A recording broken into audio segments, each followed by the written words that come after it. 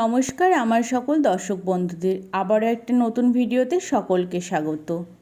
আজকে সকাল থেকে ভিডিওটা শুরু করছি। আজকে আমার আগেই কিন্তু শ্রীহানবাবু ঘুম থেকে উঠে গেছে, মোটামুটি 6:30 নাগাদ তো উঠেইছে।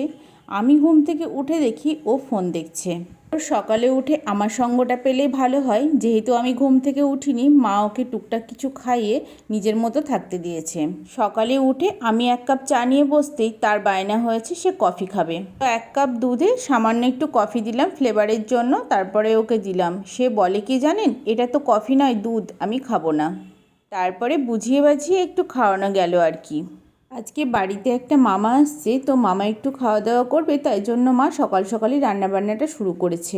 আমি সকালে ঘুম থেকে উঠেই দেখি মা দুটো বাথরুম পরিষ্কার করে পুজো করে আবার রান্না সেরে ফেলেছে। সব রান্নাগুলোই মোটামুটি হয়ে গেছে, চিকেনটাই সবার শেষ। হ্যাঁ তুমি বলো কি ওটা?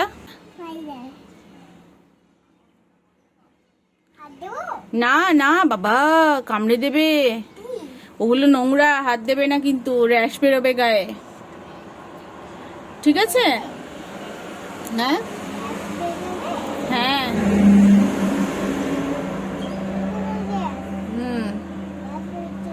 ওখানে র্যাশ হয়েছে তোমার? আচ্ছা আচ্ছা। জানেন, আজকে সকালে উঠেই সে একটা মাকড়সার সন্ধান পেয়েছে, তো তাকে নিয়েই সারাদিন পড়ে আছে। আর আমাকে ডেকেছে একটার পর একটা প্রশ্ন করার জন্য। আর ওদিকে বাপিকে বলেছে আইসক্রিম আনতে, সেই অপেক্ষাতেই সে বসে আছে রাস্তার দিকে চেয়ে।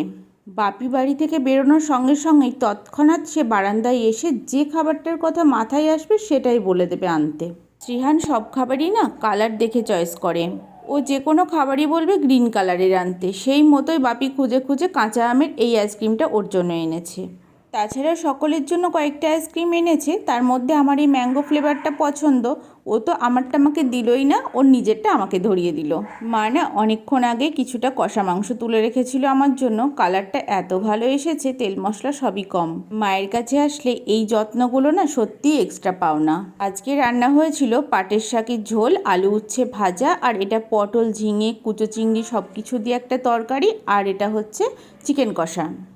শ্রীহানের জন্য কয়েকটা চিংড়ি মাছ আনা ছিল, তো সেগুলোকেই গোলমরিচ আর একটু জিরে দিয়ে মা পাতলা ঝোল করে দিয়েছে। যদিও ওকে ধুয়েই খাওয়াতে হবে, কারণ ও ঝালটা একদমই খেতে পারে না। আমার তো এই গরমে সবথেকে পছন্দের খাবার হলো পাটের শাকের ঝোলটা। আপনারা কে কে খান বলুন তো? সব জায়গায় না পাটের শাকটা ভাজাই খাওয়া হয়, কিন্তু আমার মা আবার এটাকে খুব সুন্দর করে ঝোল করে রসুন ফোড়ন দিয়ে। আজকে না মা চেষ্টা করেছে মামার সমস্ত পছন্দের খাবারগুলো করার। মামার বাড়ি থেকে কেউ আসলে না আমি ভীষণ খুশি থাকি, নিজের তো ভালো লাগেই, তার থেকে মায়ের মুখের হাসিটা দেখতে পাই বলে। আর এদিকে দেখুন, এই যে যারা মাটি খুঁড়ছে তাদের দেখে এত কষ্ট লাগছে, আর এত গরম, তার মধ্যে কত পরিশ্রমের কাজ এনাদের, যদিও এটা রেগুলারই ওদের করতে হয়। আর বাগানে দেখুন কাঁঠাল গাছ ভরে গেছে কাঁঠালে, আর এই কাঁঠালগুলো পাকলে ভীষণ মিষ্টি হয় জানেন তো। কিন্তু আমরা কাঁঠাল খুব একটা খাই না, এঁচোড়টাই খাই। আর আজকে বাপি একটা পেঁপে নিয়ে এসেছিল, এটা না দেশি পেঁপে। এই পেঁপেটা না একটা জেঠু দিয়েছে আমাদের একটা বাড়িতে, উনি ভাড়া থাকেন। ভাড়া থাকলে কি হবে, বাড়িটাকে গাছপালা লাগিয়ে এত যত্ন করে রেখেছে, দেখলেই মন ভরে যায়। আর সেখানে যে ফল বা সবজিটা হয় আমাদের একটু করে দিয়ে যায়। তো একটা পাকা পেঁপে আজকে দিয়ে গেছে। এখন তো 12 মাসই বাজারে বা ওই মলগুলোতে পেঁপে পাওয়া যায়, তবে সেগুলো না মনে হয় হাইব্রিডের। আর এটা না এত স্বাদ ছিল, গন্ধটাই অন্যরকম। চলুন পেঁপের বীজগুলোকে একটু বাগানে ছড়িয়ে দিই, যদি গাছ হয়। পেঁপে গাছ, আম গাছ, এগুলো না হনুমানের জন্য হতেই পারে না। বীজগুলো দিয়ে তো দিলাম, দেখা যাক কি হয়। চলুন একটা গাছ দেখাই। এই গাছটা না আমি নবদ্বীপ থেকে এনেছিলাম। প্রতি মঙ্গলবার নবদ্বীপ পোড়ামাতলায় গাছের হাট বসে, তো এই গাছটা দেখে আমার খুব পছন্দ হলো, তাই নিয়ে এসেছিলাম। মায়ের ইচ্ছা এই যে ওপরের রেলিংটা আছে এইটা দিয়ে একটা গাছ তোলার। এখানে হলুদ আর পিঙ্ক কালারের দুটো কাগজ ফুল লাগিয়েছি, মিলিয়ে মিশিয়ে ওটা উঠলে দুটো কালারের ফুল বেশ ভালো লাগবে। এদিকে মিস্ত্রি কাকুরা কাজ করছে। আমাদের বাড়িতে না 2-1টা দেওয়ালে কিছুটা ড্যাম হয়েছে, হয়তো পাশে বাগান ছিল সেই কারণেই হবে। তো এখন নাকি এই ড্যাম আটকানোর জন্য কিছু একটা বেরিয়েছে, তো সেটাই ওরা দিচ্ছে। এই যে সাদা কালারের করে দেওয়া হয়েছে, তবে জিনিসটা কিন্তু বেশ কার্যকরী, কারণ অনেক দেওয়ালেই ড্যাম পড়ে, তো সেটাকে তো আর ভেঙে ফেলা যায় না, এইভাবে করলে কিন্তু বেশ হয়। আগে না ছাদে যেতাম, এখন বিকেলবেলা একটু নিচে আসি, ছাদে প্রচণ্ড গরম। এইদিকে দেখুন মাই 12 মাসে গাঁদা ফুল গাছটা লাগিয়েছে, এত ফুল হয় কি বলবো। আর এদিকে এই বেলি ফুল গাছটাও না কোনো সময় ফাঁকা থাকে না, সব সময় ফুলে ভরা। এখানে মা কিছুটা গাঁদা ফুলের বীজ ছড়িয়েছিল, দেখুন কেমন চাপ হয়ে গাছ বেরিয়েছে। এগুলোকে আস্তে আস্তে অন্য জায়গায় তুলে তুলে লাগালে প্রচুর ফুল হবে। এদিকে এই জবা গাছের ফুলটা এত সুন্দর ছিল, গাছটা পোকা লেগে কি অবস্থা, কি করবে কিছু বুঝতে পারছে না। এদিকে টবগুলোকে একটু পরিষ্কার করা হচ্ছে যাতে গাঁদার চারাগুলো লাগানো যায়। আমার আর মায়ের না ভীষণ ফুল গাছের শখ জানেন তো, তবে মা এখন একা অতটা পেরে ওঠে না, আমি আসলে কিছুটা হেল্প করি। সন্ধ্যার পর শ্রীহানের বায়না সামলাতে আমি মা ওকে নিয়ে মেলায় গেছিলাম, যেহেতু বাড়ির কাছে বারোদোলার মেলা। আর মেলায় গিয়ে তো একটার পর একটা বায়না করছে, নাগরদোল্লায় একটা চাপা হচ্ছে, তারপরে আবারও একটাই। আমি শেষে মাকে বারণ করলাম যে না, একটার বেশিতে তুমি চাপাবেই না। আগে ছোটোবেলায় না এই মেলায় একদিনই আসা হতো, কারণ বাড়ি থেকে খুব যে কাছে সেটাও না, মোটামুটি 3 কিলোমিটার মতো।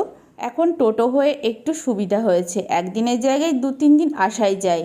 এদিকে এরোপ্লেনের মতো নাগরদোল্লায় উঠে শ্রীয়ানবাবু নিজের জগতে হারিয়ে গেছে। ও না ওর ভিতর থেকে আমাদেরকে খুঁজছে, ভাবছে হয়তো আমরা কোথাও চলে গেছি। তো আমি আর মা বারবার হাত নেড়ে নেড়ে আমাদের উপস্থিতিটা ওকে বোঝাচ্ছিলাম। মেলায় কিছু কেনা হোক আর না হোক, এই নাগরদোল্লাটাই হচ্ছে একটা আকর্ষণের জায়গা, যেটা অন্য কোথাও পাওয়া যায় না। মা মেলার খাবার দাবার খুব একটা খেতে চায় না, তবু আমি জোর করে একটা রোল দিলাম আর আমিও একটা কিনলাম। আর এখানে এনার ঘুগনিটা নাকি শুনছি বেশ ভালো খেতে, তাই আমরা একটু ঘুগনিও নিয়ে নিয়েছিলাম, সত্যিই ভালো এটা। খাওয়া দাওয়া হয়ে গেছে, তারপরে সে বলে মোমো খাবো। পুরো 40 টাকা নষ্ট করলো, কারণ টেস্টটা অত্যন্ত বাজে ছিল। ও তো খেলোই না, শেষে আমিও খেতে পারলাম না। তারপরে আমরা এখানে 3জন 3টে আইসক্রিম কিনে বাড়ি চলে আসলাম। বাড়ি এসে দেখি ভাই এখানে পরোটা ভেজেছে, যদিও বাঁকাচোরা হয়েছে, খেতে কিন্তু বেশ হয়েছিল। দুপুরে চিকেন দিয়ে পরোটাটা দিয়ে রাতের বেলা খাবারটা সেরে নিলাম। আজকের ভিডিওটা এই পর্যন্তই। যদি ভালো লাগে একটা লাইক করবেন আর আমার চ্যানেলটিকে সাবস্ক্রাইব করে পাশে থাকবেন। সবাই সুস্থ থাকবেন, ভালো থাকবেন।